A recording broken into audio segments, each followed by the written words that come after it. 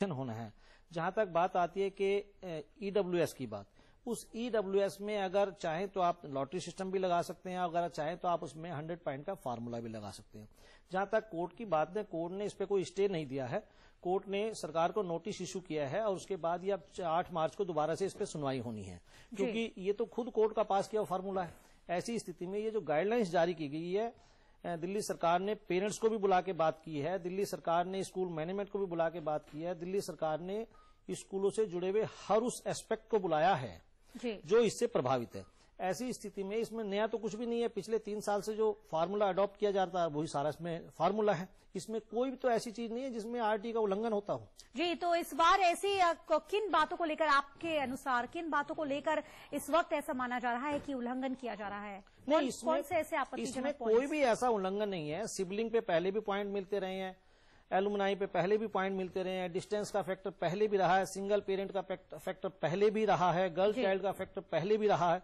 तो ऐसे में मुझे तो नहीं लगता, या मैनेजमेंट को कोटा पहले भी रहा है। इसमें कहाँ ऐसा है कि जो कुछ लोगों ने सिर्फ अपना मीडिया में आने के लिए शोर मचा रखा है? इसमें कहीं भी तो उल्लंघन नहीं होता है। सरकार ने, देखिए आप, राइट टू एजुकेशन एक्ट बना, एक्ट उन्होंने बना दिया, ये गाइडलाइन, ये है रूल्स की बातें। रूल्स कोई भी स्टेट ऑल ओवर इंडिया में अपने स्टेट के ज्योग्राफिया को ध्यान में रखते हुए कि किस तरीके से मैक्सिमम पेरेंट्स को फायदा पहुंच सकता है, इन सब बातों को ध्यान में रखते हुए स्टेट अपने हिसाब से रूल्स बनाती है, और वो रूल्स सरकार ने एक लंबी जद्दोजहद के बाद बनाया। तो ऐसे में कहीं भी कोई ऐसा पॉइंट नहीं है जिससे पेरेंट्स के हितों पे कहीं चोट पहुंचती हो। पेरेंट्स को बल्कि इससे फायदा होगा, इसका हमने स्वागत किया है। जी, तो आरसी जैन जी का साफ तौर पर यहां पर कहना है कि किसी भी तरह का उल्लंघन नहीं किया गया है, उनका ये मानना है, क्योंकि 3 साल से, जैसे कि आप बता रहे हैं, पिछले 3 साल से यही राइट्स हम फॉलो, यही guidelines Ashok Ganguly committee high court ने बनाई थी, उसके बाद ही उन्होंने 100 पॉइंट फार्मूला दिया था और उसी फार्मूले के तहत इस बार भी एडमिशन होने हैं। तो इसमें मुझे नहीं लगता कि जो लोग शोर मचा रहे हैं उनका कौन सा ऐसा उन्हें कोई नया पॉइंट मिल गया कि सरकार ने उसका उल्लंघन किया हो। जी, कुछ भी ऐसा नहीं है। जी, बिल्कुल, हम इस पर चर्चा करेंगे, लेकिन रुक करते हैं सबसे पहले दिल्ली हाईकोर्ट के पहले दिल्ली बाल संरक्षण अधिकार आयोग भी शिक्षा निदेशालय को नोटिस जारी कर चुका है। इसके अलावा national commission for protection of child rights और central advisory board of education भी दिल्ली सरकार की गाइडलाइंस को सही नहीं मानते हैं। आइए देखिए इसी पर हमारी खास रिपोर्ट। दिल्ली सरकार नर्सरी दाखिले पर गाइडलाइंस जारी कर खुद की पीठ थपथपा रही है और इस गाइडलाइन से स्कूल प्रबंधक भी खासे खुश हैं। लेकिन दिल्ली बाल संरक्षण अधिकार आयोग के नोटिस से गाइडलाइंस पर खतरा मंडराने लगा है। आयोग का कहना है कि राइट टू एजुकेशन एक्ट के मुताबिक दाखिले के लिए क्राइटेरिया सिस्टम बनाना भेदभावपूर्ण है। जो अलग कंडीशन दिए गए थे कि एलुमनाइज हों या गवर्नमेंट ऑफिशियल्स के बच्चे हों या किसी फोर्स के बच्चे हों या फिर इसके अलावा सिबलिंग हो, ये तमाम चीजें अब पुरानी हो चुकी हैं। ये तमाम चीजें अब कानून के खिलाफ हैं, क्योंकि कानून में इन तमाम चीजों को एक्सेप्ट नहीं किया जा सकता है। दिल्ली में राइट टू एजुकेशन लागू कराने के लिए दिल्ली बाल संरक्षण अधिकार आयोग मुख्य नोडल एजेंसी है, जबकि पूरे देश में इसकी जिम्मेदारी national commission for protection of child rights के पास है।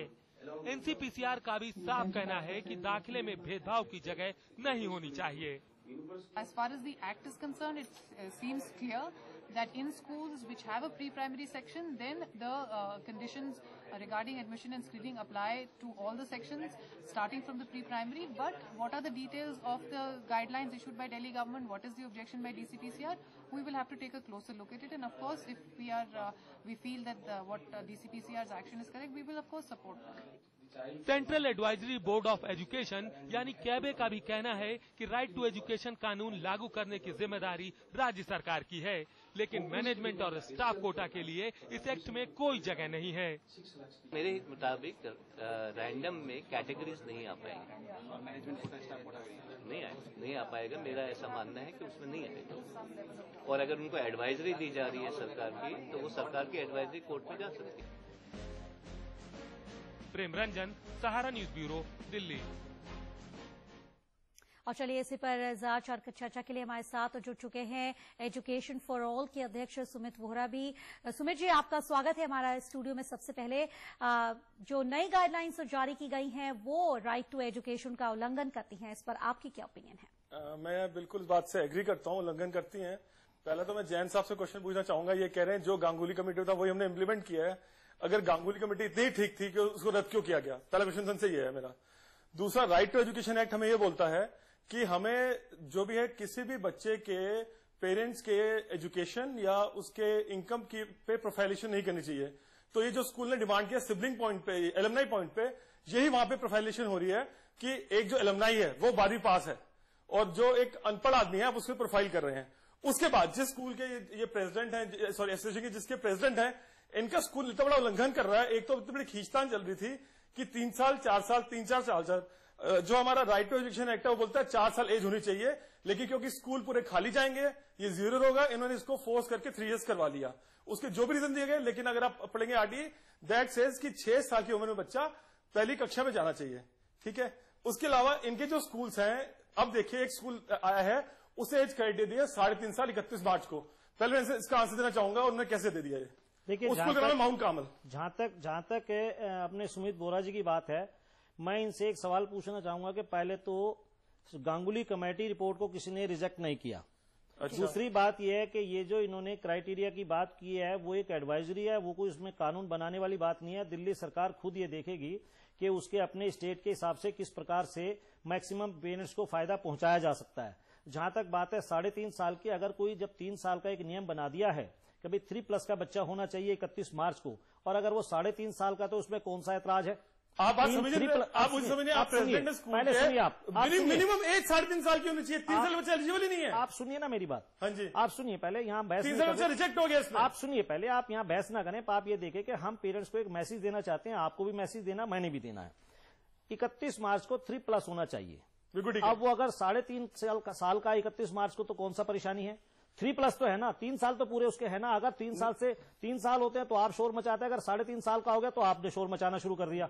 नहीं, मैं आपसे पूछता हूं। दूसरा ये है कि एलुमनाई में आप कहते हैं कि पेरेंट्स की इनकम को पूछा जाता है, किस फॉर्म में लिखा है कि इनकम की बात नहीं कर रहा मैं, क्वालिफिकेशन की बात। पहली बात तो एल्यूमिनियम के बारे में सुनिए, आप पहले सुनिए, आप सुनना सीखे, पहले बहस ना करें, सुनना सीखे। देखिए जहां तक बात है एलुमनाई की, एक पेरेंट्स का एक ख्वाब होता है कि मैं जिस स्कूल में पढ़ा हूं, अगर मेरा बेटा भी उसमें पढ़े तो उसको एक बड़ा अच्छा लगता है, ये उसका एक अधिकार भी बनता है। दूसरी बात यह है कि उसमें कहां यह पूछा गया है कि भाई हमने कि आपकी इनकम कितनी है, आपका प्रोफेशन कितना है। मेरा अधिकार बनता है कि मैं जिसमें पढ़ूं, मेरे ख्वाब होता है कि मेरा बच्चा भी उसमें पढ़े, तो इसमें कौन सी परेशानी है? पिछले 3 साल में तो आपने कभी शोर नहीं मचाया।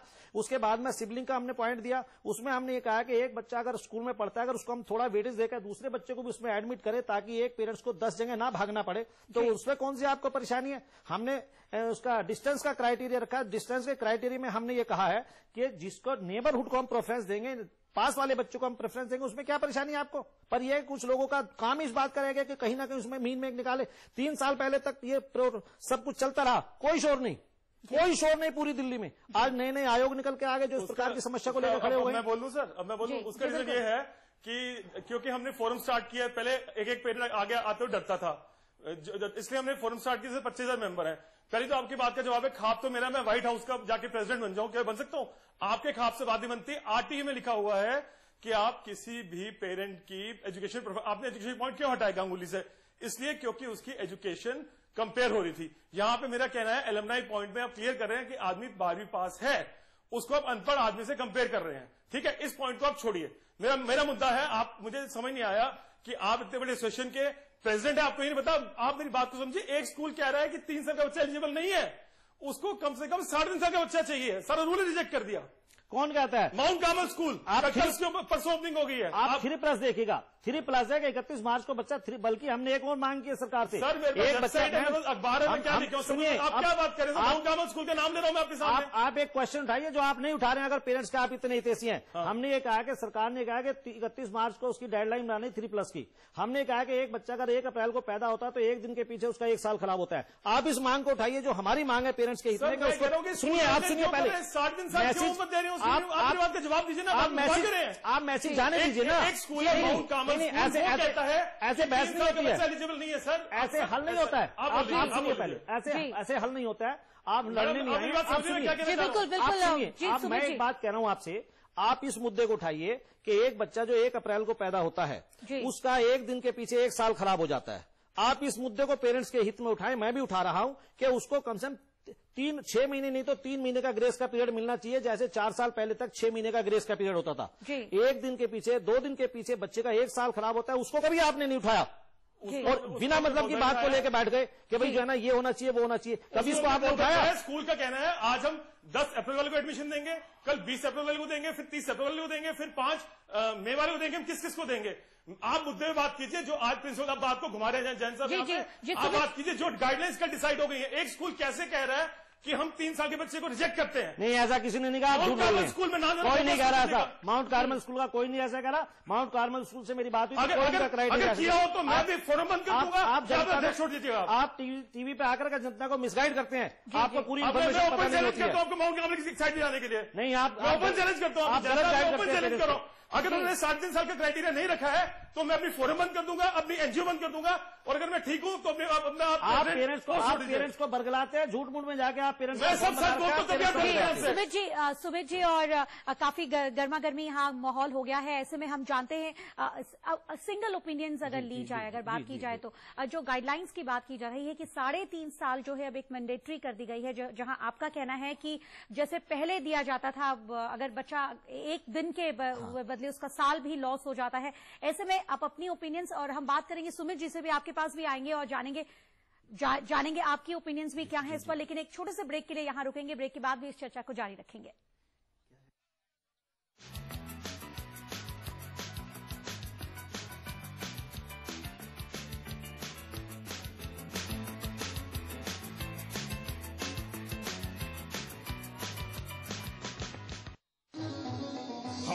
ना मुराद हमें फोन को नहीं किया। जहाँ पना गांव देहात में कोई भी नेटवर्क ढंग से काम नहीं करता। आलमपना सब ठीक तो है ना? फिर वही नेटवर्क प्रॉब्लम। नेटवर्क प्रॉब्लम का एक ही इलाज है, BSNL। सलीम भाई वाह, उम्मीद से बढ़कर आओ BSNL लगवाओ। BSNL connecting India. RMS Group presents Signature Residency Tronica City.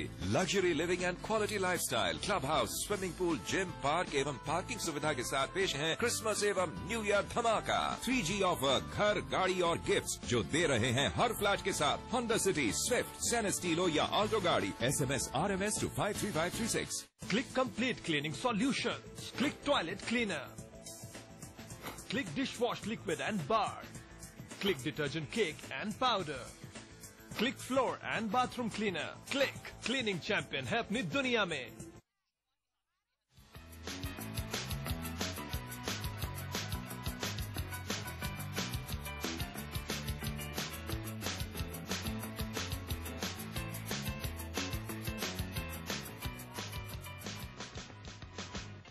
Break के बाद दाखिले के दर्द में आपका एक बार फिर से स्वागत है। हम बात कर रहे हैं नन्हे मुन्नों की, जिनका भविष्य इस वक्त कह सकते हैं काफी यहां पर गर्मा गर्मी के माहौल में बीच में जूझ रहा है। शिक्षा निदेशालय ने नर्सरी दाखिले के लिए कॉमन एडमिशन स्केड्यूल जारी कर दिए है। स्केड्यूल के मुताबिक दिल्ली के स्कूलों में दाखिले के लिए इस साल अभिभावकों के पास सिर्फ 15 दिन होंगे।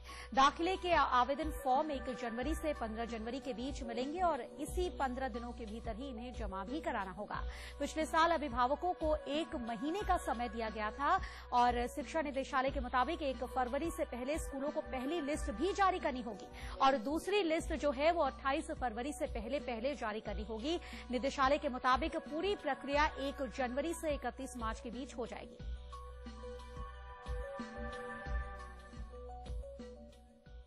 वहीं दिल्ली सरकार के नर्सरी दाखिले पर गाइडलाइंस जारी करने के बाद अब अभिभावकों की परेशानी बढ़नी शुरू हो गई है। अलग अलग स्कूल अपने हिसाब से क्राइटेरियाज बना रहे हैं। दिल्ली के नामचीन स्कूल में शुमार संस्कृत स्कूल के इस साल 100 सीटों में 45 सीट ग्रुप ए ऑफिसर्स के बच्चों के लिए, 25 सीटें आर्थिक रूप से कमजोर बच्चों के लिए, 5 सीटें मैनेजमेंट के लिए और 5 सीटें स्टाफ के कोटे के लिए उपलब्ध किए हैं। इस हिसाब से सामान्य वर्ग के लिए सिर्फ 20 सीटें ही बचती हैं। इसी तरह माउंट कार्मेल ने भी क्रिश्चियन बच्चों के लिए अलग से 20% सीटें आरक्षित करना शुरू कर दिए हैं। स्कूल के अपने क्राइटेरिया के अभिभावकों की परेशानियां को और भी बढ़ा दिया है। अगर बात की जाए इस पर, तो जो अलग अलग क्राइटेरियाज उन्होंने खुद से बनाने शुरू कर दिए हैं, क्या ये सरकार की तरफ से नहीं दिया जाता? जैसे बात की जा रही थी क्रिश्चियंस को अलग से 20% दे दिया है वहां पर, तो क्या ये जो क्राइटेरियाज हैं, डिवीजन है जो सीट्स का, वो सरकार नहीं देती? नहीं, देखिए ऐसा है, अभी तक पेरेंट्स ने, जो पेरेंट्स के अनेक फॉर्म बने पड़े हैं, उन्होंने कोई भी ऐसा क्राइटेरिया ना तो सरकार को दिया जी कि जो जिससे सब संतुष्ट हों, ना ही मीडिया को दिया, ना ही किसी मैनेजमेंट को दिया कि भाई ये क्राइटेरिया ऐसा है जिससे सारे पेरेंट्स संतुष्ट हो सकते हैं। जी। अभी तक जब इतनी बार बहस चली है, मुख्यमंत्री मंत्रियां सबकी यहाँ बुलाई गई है, अभी तक सिर्फ मीडिया में जाकर के बात कह देना, आप बना के दीजिए ना सरकार को। जैसे हम लोगों ने अपनी बात के लिए सरकार के पास बात रखी, किसी भी फॉर्म ने, पेरेंट्स फॉर्म ने एक बार भी सरकार को कोई क्राइटेरिया बना के नहीं दिया। मैं यहाँ पे जवाब देना चाहूंगा इसका। लवली जी ने क्लियरली मेंशन किया है, मेरे पास आज तक की वीडियो है उसपे, उसमें उन्होंने बोला कि किसी भी पेरेंट कम्युनिटी को बुला के नहीं पूछा जाएगा क्या उनके ख्याल है, किसी पेरेंट को प्रॉब्लम है वो डीओ की वेबसाइट पे जाए और कंप्लेंट करे। 3 साल से लोग कंप्लेंट कर रहे हैं, हमने हल्ला किया, हमने करीब एटलीस्ट नहीं तो 25 न्यूज़पेपर में ये निकलवाया कि पेरेंट कम्युनिटी भी एक स्टेक होल्डर है बराबर की, उसको क्यों नहीं बुलाया जाता। और लवली जी की ऑन कैमरा रिकॉर्ड है। इसके लिए मैं कहना चाहूंगा, शायद मेरे भाई सुमित बोरा जी यहाँ पे थोड़ा गलत है। जिस दिन एक क्राइटेरिया पे बात चल रही थी सचिवालय में, मंत्री जी के पास कम से कम 500 पेरेंट्स रोज आके मिलता है, 500 पेरेंट्स रोज मुख्यमंत्री से आके मिलता है। तो ऐसी स्थिति में ये जरूरी नहीं है कि सबको बुला करके उनसे बात होती है, बैठ के डिस्कशन होता है भाई किस प्रकार से आप चाहते हैं। सब पेरेंट्स इस क्राइटेरिया को पसंद किया है। क्या उनके चौधरियों को बुला के बात किया जाए, या जो पेरेंट्स 500 पेरेंट्स को रोज आकर के मिलते हैं। चाहते हैं कि अगर कोई पेरेंट्स कम्युनिटी है, पूरी तरह से कमेटी उसकी बना दी गई है, तो वो अगर जाके बातचीत करें, शायद उनका यही कहना है। जी सुमित जी, हर स्कूल में क्लियरली बोला है हम किसी भी कमेटी से बात नहीं करेंगे, हम सिंगल पेरेंट से बात करेंगे। उनको पता है कि सिंगल पेरेंट तो सामने आएगा नहीं, वो तो डर उसको एडमिशन कराना है। ये मेरे पास ऑन कैमरा रिकॉर्ड है और ऑन कैमरा उन्होंने स्टेटमेंट दी है। जिस दिन इन्होंने लंच किया था लवली जी के साथ, मैं उस दिन की बात करूं, उस दिन की स्टेटमेंट है ये।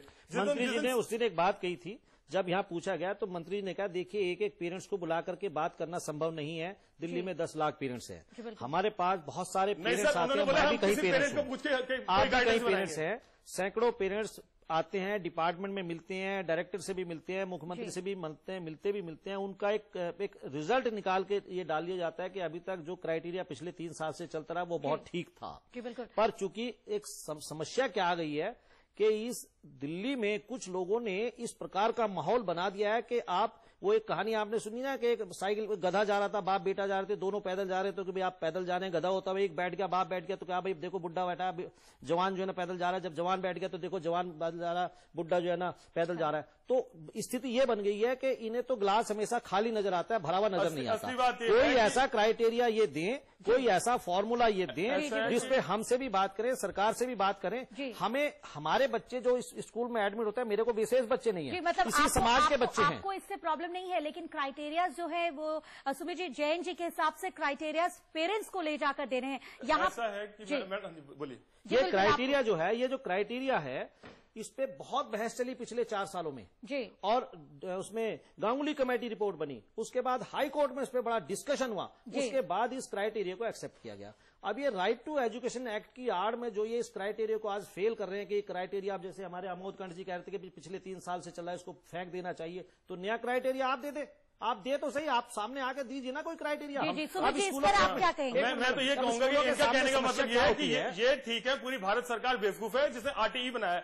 ये इतनी बड़ी कॉन्ट्रडिक्शन है, स्कूल को ऐसे फेवर किया गया। आरटीडी में 2 चीज दिखी आरटीई में, एक नेबरहुड मेन एसेंस है और एक प्रोफाइलेशन है जो बच्चे की, और इन्होंने जो मेन गाइडलाइंस बनाई है उसने नेबरहुड को मैंडेटरी बनाया ही नहीं किया, वो एक ऑप्शन छोड़ दी गई है। सबसे पहले दूसरी बात लेट मी फिनिश जिस जो गाइडलाइंस बनाई है उसमें अगर कोई पहला बच्चा है, सबसे पहले क्राइटेरिया जो बनाया जाएगा उसमें नेबरहुड को सबसे ज्यादा सबको सब स्कूल देगा, नेबरहुड को देगा। लेकिन जो गाइडलाइंस बनाई गई है उसमें नेबरहुड मैंडेटरी नहीं बनाया गया। आप पढ़िए गाइडलाइंस में सिर्फ 4 पॉइंट बनाए गए हैं, एक है सिबलिंग, एक है एलुमनाई, एक है सिंगल पेरेंट, एक है ट्रांसफर केस। उसमें लिखा गया अगर आप चाहें तो नेबरहुड दे सकते हैं। ये किसने बनाया? आप गाइडलाइंस किसने बनाए? क्या मार्केट में आ गई है 4 पॉइंट? डीओई ने ये गाइडलाइंस दी है, कोई गाइडलाइंस डीओ ने दिया है कि 4 पॉइंट के अलावा आप सिबलिंग को भी ध्यान देंगे, आप सिंगल पेरेंट को भी ध्यान देंगे, आप गाइडलाइंस को, उसको डिस्टेंस को भी ध्यान देंगे, आप एलुमनाई को भी ध्यान देंगे, जो स्कूल गर्ल चाइल्ड को भी बेनिफिट दे सकता है। हंसी आ रही है जो चाइल्ड गाइडलाइंस है उसमें क्लियर ये चारों चीज मेंशन है, उसमें लिखा कि आप ऑप्शन दे सकते हैं। अगर आप चाहें तो मैं डीओ की गाइडलाइंस आपको लिंक कर सकता हूं, जो भारत सरकार ने समझ आया। सुमित जी, यहाँ पर आपको रोकना चाहूंगी। सुमित जी, संक्षेप में आप अपनी बात रखिए कि आप क्या कुछ मांग कर रहे हैं और क्या कुछ यहाँ पर चेंजेस रखना चाहते हैं। हमारी पहली मांग ये है कि फर्स्ट बॉय चाइल्ड को यहाँ कोई पॉइंट नहीं दिया गया। मुझे बताइए, एक तरफ सरकार बोलती है कि आप छोटी फैमिली रखिए, फर्स्ट बॉय चाइल्ड जो सिबलिंग भी नहीं है, एलुमनाई भी नहीं है और नेबरहुड में भी नहीं आता है, बहुत कम है, वो कहाँ जाएगा? दूसरी बात हमारी मांग यह है कि जो neighbourhood should be the main essence, criteria main होना चाहिए, और तीसरी मांग हमारी है कि जो आपका एलुमनाई पॉइंट है वो पॉइंट जो है यहाँ पे एक आरटीई को वॉयलेट करता है। और चौथी बात है कि हमने हम 2-3 साल से चिल्ला रहे हैं कि पेरेंट्स को बुला के एक पार्टी बनाई जाए, स्टेक बनाई जाए, एक मीटिंग की जाए। लवली जी ने क्लियर बोला है कि पेरेंट्स को नहीं बुलाया जाएगा, पेरेंट्स को कि किसी भी संस्था को नहीं बुलाया जाए। कई लोगों ने दुकानें खोल रखी हैं। चारों यही बोला मैं देता हूँ चारों पॉइंट्स का। देखिए, जहां तक की बात है कि जिसका पहला बच्चा है, हम भी ये चाहते हैं कि जब पहला बच्चा जिसका उसको थोड़ा सा वेटेज इसलिए मिलना चाहिए कि वो पहली बार बच्चे को एडमिट कराने जा रहा था, उसको ये ना लगे कि भाई मैं इस सिस्टम से बाहर हूं। ये कल मेरी भी डिस्कशन हुआ है। मैं भी चाहता हूं कि इसमें हम स्कूल वाले इसको वेटेज दें कि भाई पहले बच्चे को भी कुछ प्रेफरेंस मिलना चाहिए। दूसरी बात है कि हर स्कूल डिस्टेंस को वेटेज देगा जी। ये सबसे पहला पॉइंट ये कि आप अब पहले, क्योंकि इससे हमारी एक तो ट्रांसपोर्ट की समस्या खत्म होती है। दूसरी बात है कि बच्चा भी छोटा बच्चा है, जितना कम से कम ट्रांसपोर्ट में चलेगा उतने उसकी सेहत के लिए भी फायदेमंद है। तीसरी बात आती है सिबलिंग की। उसमें सिर्फ सोच ये है कि एक पेरेंट्स के लिए ध्यान में रखते हुए कि वो 4 जगह ना भागे। जहां तक बात है एलुमनाई की, एलुमनाई में आप ये बताएं कि कितना पेरेंट्स होता है, कितना पेरेंट्स होता है जो एलुमनाई का फायदा उठाते हैं? बात है 2% 2% या 3%। ऐसे में हर एक व्यक्ति का ख्वाब होता है कि मैं जिसमें पढ़ाऊं मेरा बच्चा भी उसमें पढ़े। तो वैसे तो आज का सिस्टम ये है कि आप ये देखें कि मेरे पढ़ने के बाद मेरी जॉब कहीं लग जाती है तो मैं उस शहर में नहीं रह पाता। इसमें हमने एक बेनिफिट और दिया है कि जो ट्रांसफर केस है उसको भी हमने कवर करने का प्रयास किया है। जी बिल्कुल। तो बहुत सारे पॉइंट्स यहाँ पर जो अभी हमने देखा डिस्कशन में निकलकर सामने आए हैं, जो सुमित जी ने भी जो डिमांड्स रखी हैं, जो जैन साहब ने जो अपनी बातें रखी हैं, बहुत सारे पॉइंट्स यहाँ जो हमारी समझ में आए हैं वो उन पर जो आप कह रहे हैं विचार भी किया जाएगा। जी, कि जो आरटीई बोलता है वो 4 साल पर होनी चाहिए, इन्होंने 4 साल क्यों नहीं रखी गई? जी बिल्कुल। 4 साल के बारे में मैं ये कहना चाहूंगा कि देखिए आरटीआई में ये कहा गया कि 6 से 14 साल तक के बच्चे को आप फ्री शिप देंगे। पर जो स्कूल नर्सरी से चलने, आप ये देखिएगा कि एक बच्चे को अगर आप 4 साल के बच्चे को एडमिट करते हैं, 6 साल का बच्चा फर्स्ट में आता है तो आगे उसकी एज, जब उसने बीटेक करना है, उसने एमबीए करना है, तो वो 25-26 साल का हो जाता है। बिल्कुल। तो ये यहाँ पर ये जो एज की भी जो क्राइटेरिया थी उसके बारे में भी क्लियर किया गया है। हम उम्मीद करते हैं पेरेंट्स इन सभी तमाम पहलुओं को देखेंगे और तमाम इन सभी चीजों पर वो अपने ओपिनियंस रखेंगे। और जिस तरह से जैन साहब ने कहा है कि वो खुद आकर बच्चों जो पेरेंट्स हैं वो आकर बात कर सकते हैं, अपनी परेशानियों को रख सकते हैं। फिलहाल आपका भी शुक्रिया सुमित जी, और आपका भी जैन साहब, आपने हमारा